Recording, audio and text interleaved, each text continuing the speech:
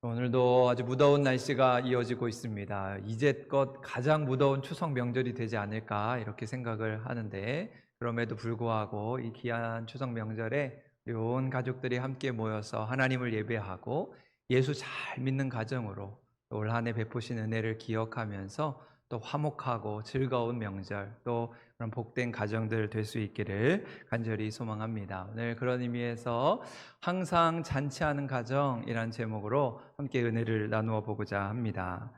그럼 앞서 말씀드린 대로 이제 내일 모레가 되면 이제 우리 추석 명절입니다. 그래서 이제 우리 주말부터 연휴가 시작되면서 많은 사람들이 가족과 함께 명절을 보내기 위해서 고향을 찾게 됩니다. 그럼 이처럼 우리가 흔히 부르는 추석이라고 하는 말은 중추절, 한가위라고 하는 말과 함께 쓰이죠. 그래서 이 추석이라는 말을 한자 그대로 풀면 가을의 저녁이란 뜻이 되고, 또 한가위라고 하는 말은 이 가위라고 하는 말이 가운데라고 하는 뜻이 됩니다. 그래서 가을 한가운데 있는 가장 큰 날을 의미하게 됩니다. 그래서 이런 말들은 모두 가을의 한가운데라고 하는 뜻을 가지고 있어서 1년 중 가장 달이 밝은 음력 8월 15일에 봄부터 여름까지 가꾼 곡식과 또 과일을 수확하면서 그것으로 송편도 짓고 많은 음식을 만들어서 온 가족들과 뿐만 아니라 이웃들과 함께 그 음식을 나누어 먹으면서 그야말로 잔치하는 날, 그 날이 바로 추석 명절이 됩니다. 그래서 추석 명절은 그야말로 풍요와 또 화목을 상징하는 명절이고, 온 가족들이 함께 하면서 즐거워하는 명절이 되는 것이죠. 그럼 저는 어릴 적 시골에서 자라다 보니까 아주 특별한 명절에 대한 추억이 있습니다. 아마 어르신들은 다 아마 공감하실 텐데요. 명절이 되면 이 동네 어른들이 마을 회관에 모여서 돼지를 잡았습니다. 큰 돼지 한 마리를 사서 이제 그것을 동네 어른들이 직접 잡아서 그것을 부위별로 나누어서 이제 집집마다 그 돼지고기를 가져간 것이지요. 그런데 그렇게 돼지를 잡을 때면 그 옆에서 이제 가마솥을 끓이고 거기에 고기를 넣어서 저희 아이들까지 그 고기, 삶은 고기를 모두 함께 나누어 먹었습니다. 그러면 그 고기가 그렇게 맛있을 수가 없습니다. 지금 생각해도 너무 즐겁고 너무 행복한 시간이 아닐 수 없는 것이죠. 그래서 우리는 명절이 되면 더도 말고 덜도 말고 오늘만 같아라, 그런 말을 쓰게 됩니다. 명절에 많은 음식을 나누어 먹고 가족이 함께하는 기쁨과 즐거움을 누리면서 오늘만 같아라, 오늘 같으면 참 좋겠다, 그 항상 잔치하고 싶은 소망을 담게 됩니다. 그럼 이처럼 우리의 명절은 기쁨과 감사의 잔치 자리인 것이죠. 물론 요즘에는 명절 증후군이다, 나 홀로 명절이다, 이런 명절의 부작용도 있겠지만, 그럼에도 우리에게 명절은 기쁨의 잔치가 됩니다. 그렇게 우리는 항상 어떻게 잔치하는 삶을 살아갈 수 있을까? 오늘 우리의 가정이 어떻게 잔치하는 가정이 될 수 있을까? 이 추석 명절을 보내면서 오늘 주시는 말씀을 묵상하며 어떻게 화목하고 즐거운 가정이 될 수 있을까 묵상해 보고자 합니다. 저는 어느 기사에서 행복한 가정의 비결, 우리의 가정을 살리는 4가지 C를 소개한 적이 있는데요. 그럼 그것은 바로 맵시와 솜씨, 그리고 말씨와 마음씨가 그것입니다. 그럼 먼저 우리의 가정을 행복하기 위해서는 맵시가 필요합니다. 때로 이 가족이라고 하는 존재는 너무 가깝고 편한 존재이기에 때로는 함부로 말하거나 함부로 행동하게 되는 것이죠. 하지만 가족 간에도 지켜야 하는 맵시가 있다는 것입니다. 두 번째로는 솜씨가 필요합니다. 솜씨는 다른 식구들이 원하는 것을 충족시켜주는 아주 사려 깊은 자세를 의미하게 됩니다. 서로의 필요가 무엇인 줄 알고 그것을 서로 채워주는 태도, 그런 지혜로운 솜씨가 필요한 것이지요.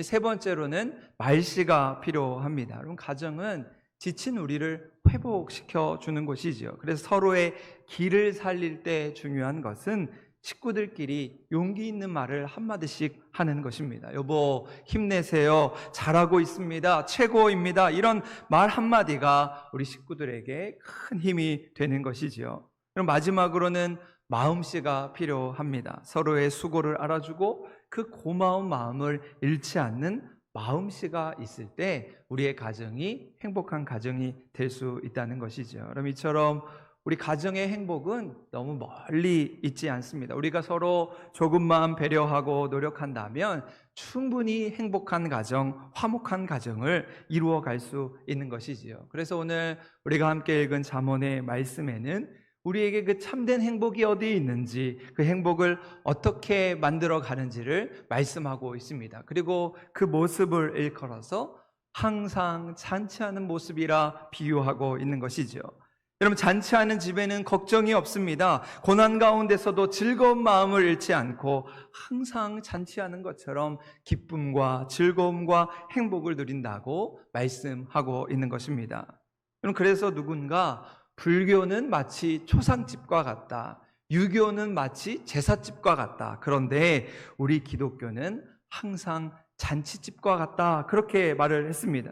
여러분, 하나님을 믿는 우리들은 웃음이 넘치고 행복이 넘치는 얼굴이 환하게 빛나는 바로 잔치집에 사는 사람들인 줄 믿습니다. 그렇게 이번 추석 명절 우리의 맵시, 솜씨, 말씨, 마음씨와 같은 이 행복의 비결을 가지고 기쁨과 감사가 넘치고 즐겁고 행복한 잔치와 같은 가정 될 수 있기를 간절히 소망합니다. 그렇다면 우리는 어떻게 항상 잔치하는 가정이 될 수 있을까? 먼저 오늘 말씀에 여호와 하나님을 경외하는 가정이 잔치하는 가정이라 말씀하고 있습니다. 그것이 오늘 우리가 읽었던 우리 16절 말씀인데요. 우리 16절 말씀 화면을 보시고 같이 한번 읽겠습니다. 시작. 가산이 적어도 여호와를 경외하는 것이 크게 부하고 번뇌하는 것보다 나으니라. 아멘. 잠언의 말씀은 우리의 삶의 중요한 진리를 말씀하고 있습니다. 우리가 누리는 행복이 얼마를 가졌느냐에 있는 것이 아니라 바로 여호와를 경외함에 있다 말씀하고 있습니다. 복의 근원이 되시는 하나님을 내 주인으로 모시고 살 때 삶의 기쁨이 있고 행복이 있다는 것이죠. 그래서 성경에 보면 여호와를 경외하는 자가 누리는 복에 대해서 말씀하고 있습니다. 특별히 잠언 말씀에 보면 하나님을 경외하는 자의 복에 대해서 아주 자세하게 말씀하죠. 여호와를 경외하는 것이 지혜의 근본이요 거룩하신 자를 아는 것이 명철이라 말씀합니다. 하나님을 경외할 때 우리 인생의 참 지혜를 깨닫게 된다는 말씀이지요. 여호와를 경외하면 장수하느니라. 그러나 악인의 수명은 짧아지느니라. 우리가 여호와 하나님을 경외할 때 건강과 장수의 복을 누리게 될 것이라 말씀합니다. 또 여호와를 경외하는 자에게는 견고한 의뢰가 있나니 그 자녀들에게 피난처가 있으리라. 하나님을 경외하는 자들을 통해서 자녀들이 복을 누리게 될 것이라 말씀합니다. 또 겸손과 여호와를 경외함의 보상은 재물과 영광과 생명이라 말씀하는 것이죠. 그럼 이처럼 하나님을 경외함으로 받는 복은 이루 말할 수 없을 만큼 많이 성경에 기록되어 있습니다. 우리가 온전히 하나님을 섬기고 하나님을 따라갈 때 우리의 인생이 진정 건강하고 행복한 삶을 살게 되는 것이죠. 그래서 어느 연구기관에서 건강한 가정의 특징을 연구하기 위해서 500여 명의 전문가들에게 설문조사를 했습니다. 그리고 그들이 응답한 건강한 가정의 특징을 10가지로 요약을 했는데요. 첫 번째, 이 가족의 구성원들이 모두 공통된 종교적 신념을 가지고 생활하는 가정. 두 번째, 함께 대화하는 기회를 가지고 진솔하게 대화하는 가정. 세 번째, 서로를 신뢰하고 인정하고 지지해주는 가정. 네 번째, 유머를 가지고 함께 어울려 즐거운 시간을 가지는 가정. 다섯 번째, 윤리와 도덕을 가르치고 실천하는 가정. 여섯 번째, 서로 다른 점을 존중하고 개성을 인정해주는 가정. 일곱 번째, 동일한 전통을 공유하고 긴밀한 유대감을 유지하는 가정. 여덟 번째, 이웃에 대한 봉사의 중요성을 가르치고 실천하는 가정. 아홉 번째, 저마다의 책임을 자각하고 감당하는 가정. 마지막 열 번째, 자신의 결점을 인정하고 도움을 청할 수 있는 그런 개방적이고 열려있는 가정이라 이야기합니다. 그러면서 이 행복하고 건강한 가정의 첫 번째 항목에 있는 것이 바로 종교적인 신념, 바로 신앙에 관한 것이지요. 우리 가족 모두가 하나님을 경외하는 신앙을 가지고 살아가는 것, 신앙 안에서 하나 되는 것, 그것이 바로 행복한 가정의 첫 번째라는 것입니다. 하나님을 경외할 때 우리의 삶의 모든 문제가 풀어지는 것이죠. 하나님을 경외할 때 오늘 우리 가정 안에서 참된 행복을 누릴 수 있게 되는 것입니다. 그럼 그렇게 오늘 우리는 하나님을 경외하는 가정, 예수만 잘 섬기는 가정으로 하나 되어서 항상 잔치하는 가정의 모습으로 기쁨이 넘치고 참된 행복을 누리며 살아갈 수 있는 우리 귀하고 복된 성도의 삶 될 수 있기를 소망합니다. 두 번째로 우리의 가정이 항상 잔치하는 가정이 되기 위해서는 우리 마음에 즐거움이 있어야 한다 말씀하고 있습니다. 그것이 오늘 우리가 읽었던 우리 15절의 말씀인데요. 우리 15절 말씀 같이 한번 읽겠습니다. 시작. 고난받는 자는 그날이 다 험악하나 마음이 즐거운 자는 항상 잔치하느니라. 여러분, 오늘 말씀에서 우리의 삶의 즐거움이 바로 이 마음에 있다고 말씀합니다. 행복이라는 것이 물질에 있는 것이 아니라 바로 우리의 삶의 이 내적인 문제, 영적인 문제라 말씀하는 것이죠. 우리의 생각을 바꾸면 세상이 달라지게 됩니다. 내 마음을 바꾸면 인생이 바뀌고 잔치하는 자의 삶을 살아가게 되는 것이지요.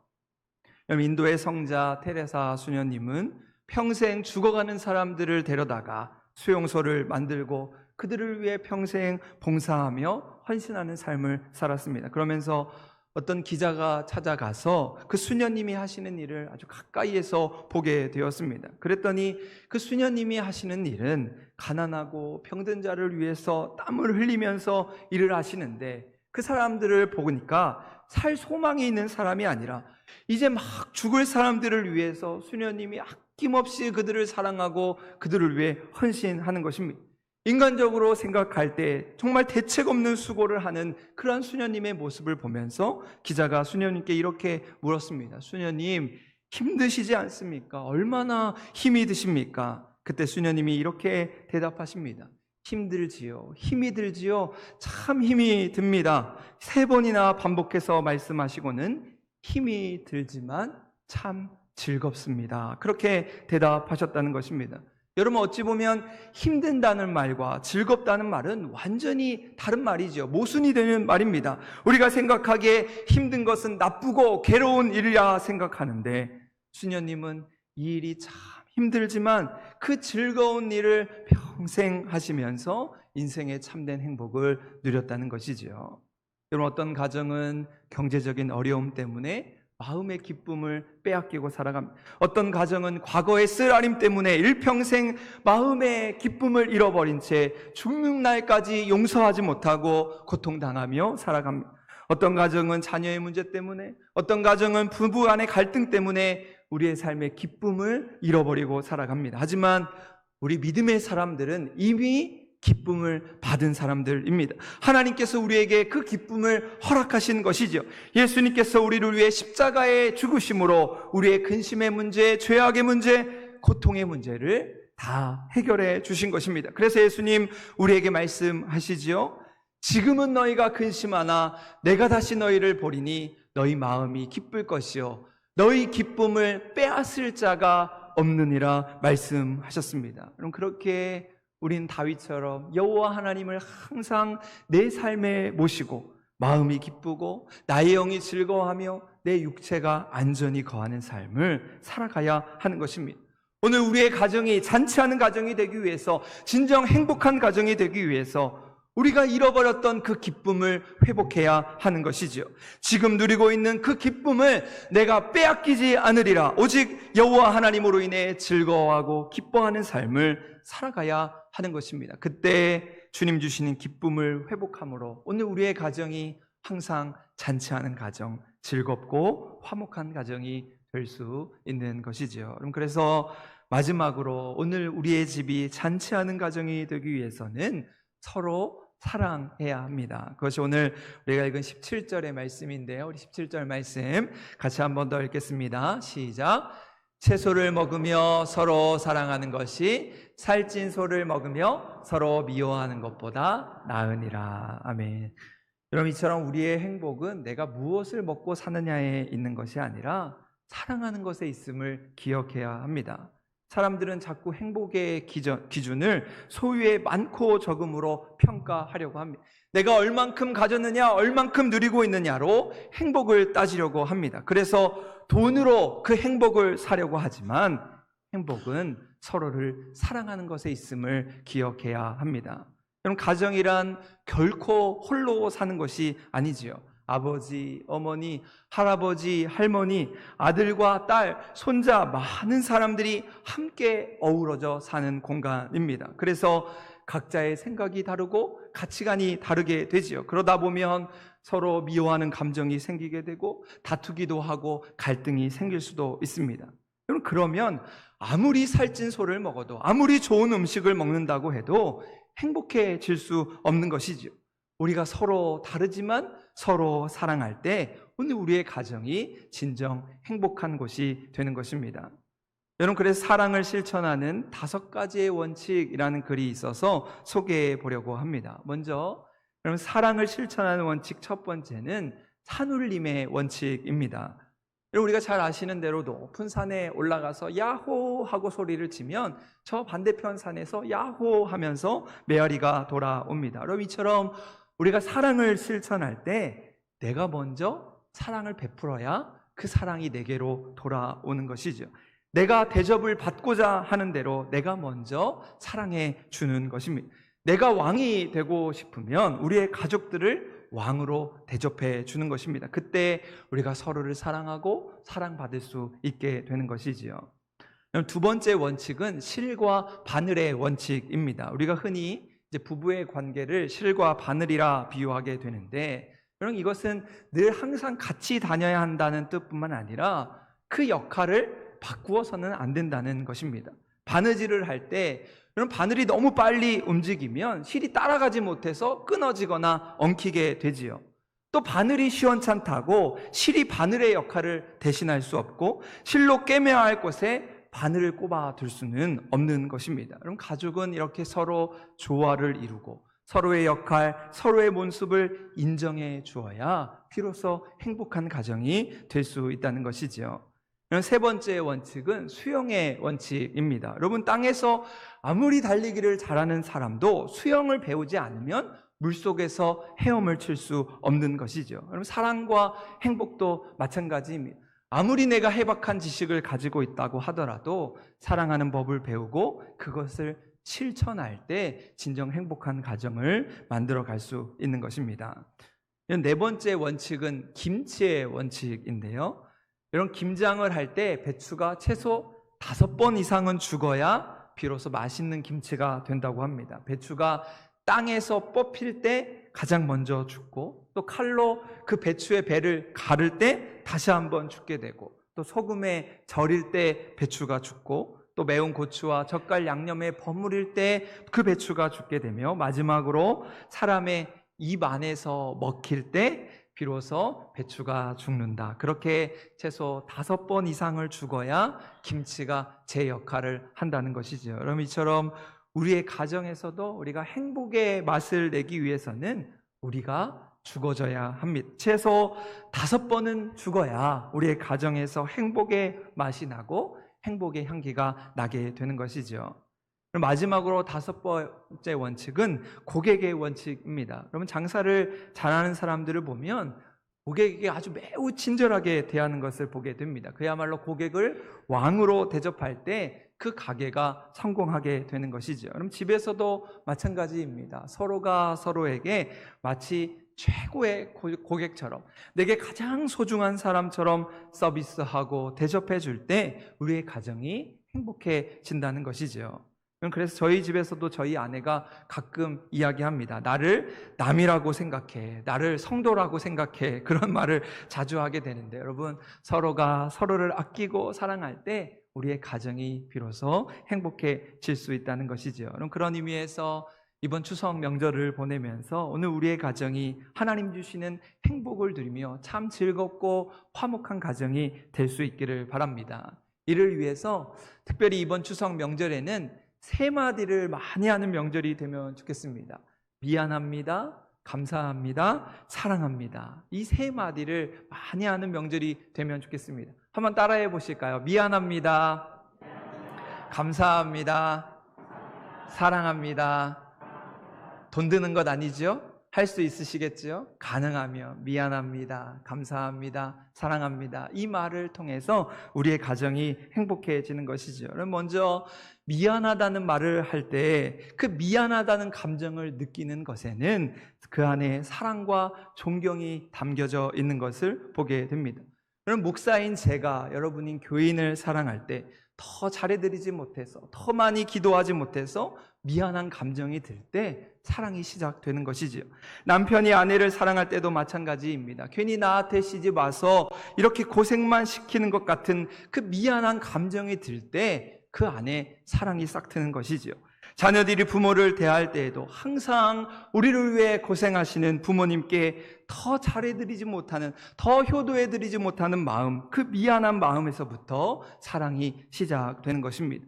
그런데 그 미안합니다 라고 하는 그 쉬운 말 한마디를 하지 못해서 서로의 감정이 쌓이고 미워하고 갈등하며 살아갈 때가 얼마나 많은지, 여러분 이번 추석 명절은 미안합니다, 죄송합니다 이런 말을 많이 하시면서 그 한마디로 인해서 우리의 가정이 항상 찬치하는 가정이요 화목하고 행복한 가정 될 수 있기를 바랍니다.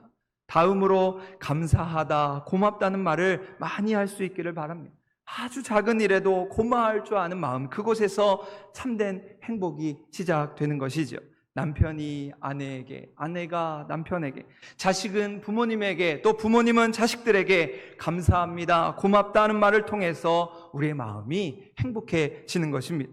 감사하는 말을 통해서 우리의 존재가 달라지는 것이죠. 감사하기 위해서 좋은 것을 찾게 되고 긍정적인 사람으로 바뀌어 가는 것입니다. 실제로 감사하다는 말만으로 우리는 활기차고 스트레스 없는 삶을, 건강한 삶을 살아갈 수 있습니다.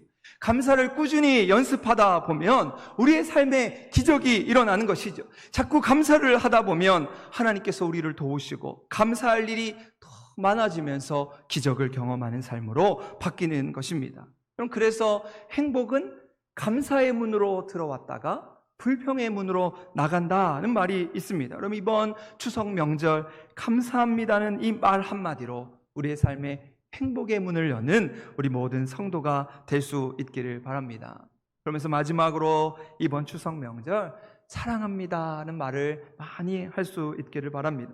그럼 사실 우리의 가정 안에서 미안합니다, 감사합니다는 말보다도 더 하기 힘든 말이 바로 사랑합니다라고 하는 말이죠. 그런데 이 세상에서 가장 듣기 좋은 말은 바로 사랑합니다라고 하는 그 한마디입니다. 그래서 사도 바울은 믿음, 소망, 사랑 이 세 가지가 항상 있을 것인데 그 중에 제일이 뭐다?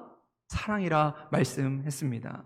여러분 우리 몸 안에는 백혈구라고 하는 성분이 있지요. 백혈구는 전체 혈액의 1%밖에 안 되지만 우리 몸 전체에 아주 골고루 퍼져 있습니다. 그러면서 이 백혈구가 하는 일은 우리 몸 안에 세균이나 병균이 들어오면 그것을 물리치는 역할을 하게 되지요. 그런데 이런 이 백혈구가 이 세균을 어떻게 물리칠까?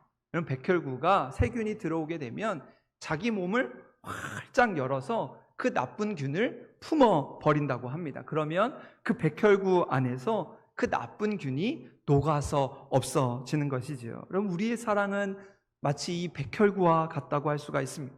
안아주고 품어주고 녹여주는 것이죠. 사랑합니다는 이 말 한마디가 우리의 삶의 모든 아픔, 걱정, 근심을 다 녹여주고 우리의 삶을 행복으로 바꾸어 놓는 것입니다. 여러분 그런데 그 사랑합니다는 이 말 한마디가 참 어려운 것 같습니다.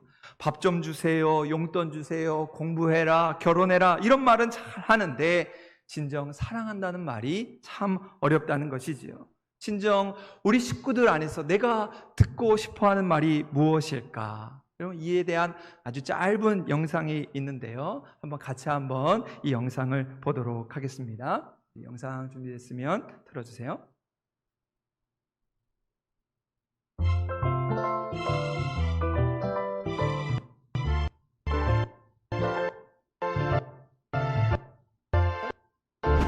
나 취업했다? 용돈 드릴게요. 성적 올랐어요.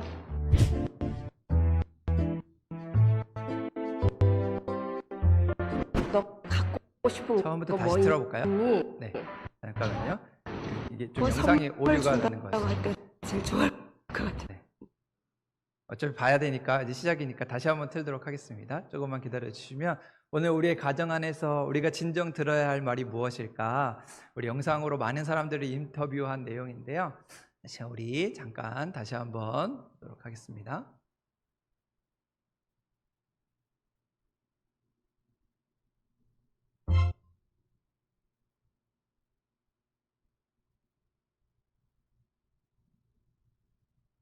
네, 됐습니다.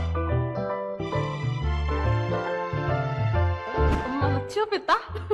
용돈 드릴게요. 성적 올랐어요. 너 갖고 싶은 거 뭐 있니? 소리를 조금만 키워주세요. 뭐 선물 준다고 할 때 제일 좋아할 것 같은데. 너 마음대로 해라.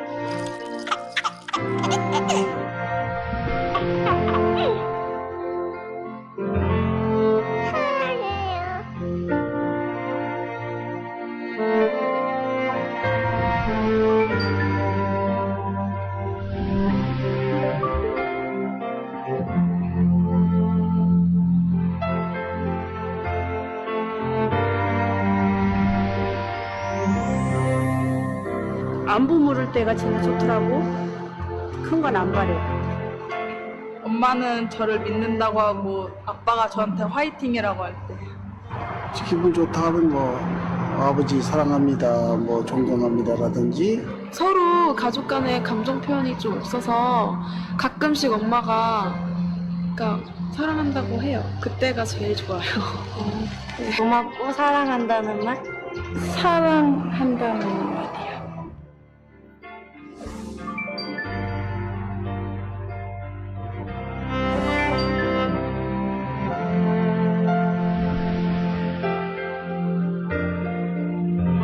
엄마가 너희들 너무너무 사랑해.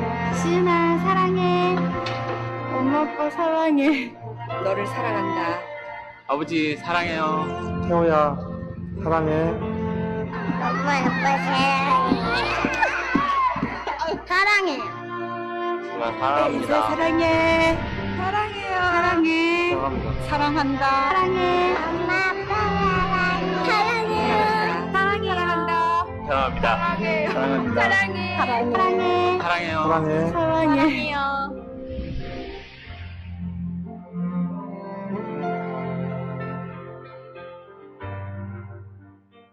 네, 짧은 영상이지만 오늘 우리의 가정에 우리의 삶에 진정 필요한 것이 무엇인가를 돌아보게 하는 영상입니다. 여러분, 이번 추석 명절 우리 온 식구들이 한자리에 모여 하나님을 예배하면서 오늘 우리의 가정이 오직 여호와 하나님만을 경외하는 가정, 마음이 즐거움으로 항상 잔치하는 가정의 모습으로 미안하다, 고맙다, 사랑한다는 말을 통해서 하나님께서 우리에게 허락하신 가정이 즐겁고 화목한 가정 될 수 있기를 바랍니다.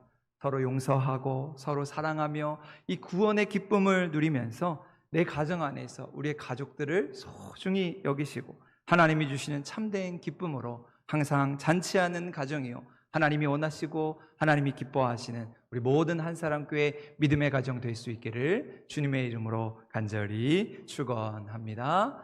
아멘.